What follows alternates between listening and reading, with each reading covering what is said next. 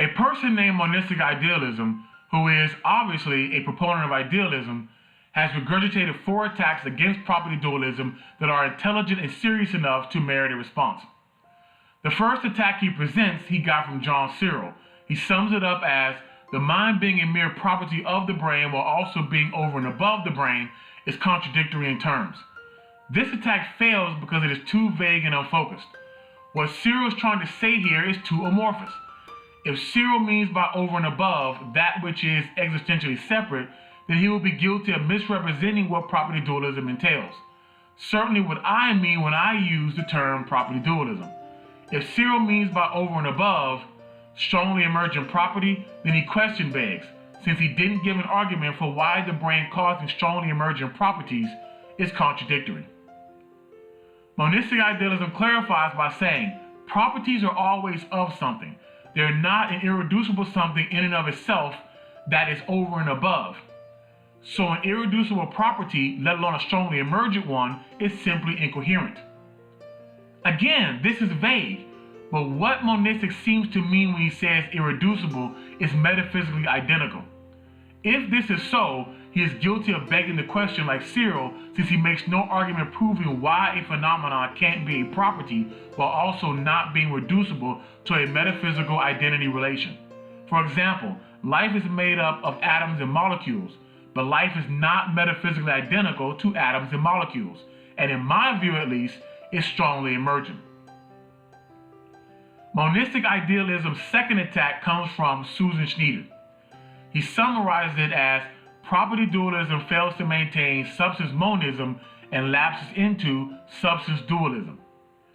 The two currently leading views of the nature of substance, the bundle theory and the substratum theory, entails that properties are part or all of the metaphysical nature of the substance, which means minds turn out to be substances that have irreducible mental properties as constituents.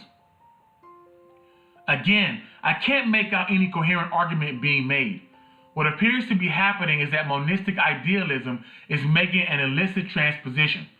Because properties are part or all of the metaphysical nature of a substance, monistic idealism transposes the substance of the whole to being a substance with the parts because of their participation in being a part of the metaphysical nature of the substance. If MI is doing this, that is obviously illicit and stupid nonsense. Monistic Idealism's third attack comes from the Stanford Encyclopedia of Philosophy. He sums it up by saying property dualism suffers from the same mind-body problem of substance dualism. It's worth noting that what he quotes from SEP is not a disproving argument, it is just questioning. He quotes SEP. The arguments against soul-body interaction, now couched in terms of properties, could enter again here.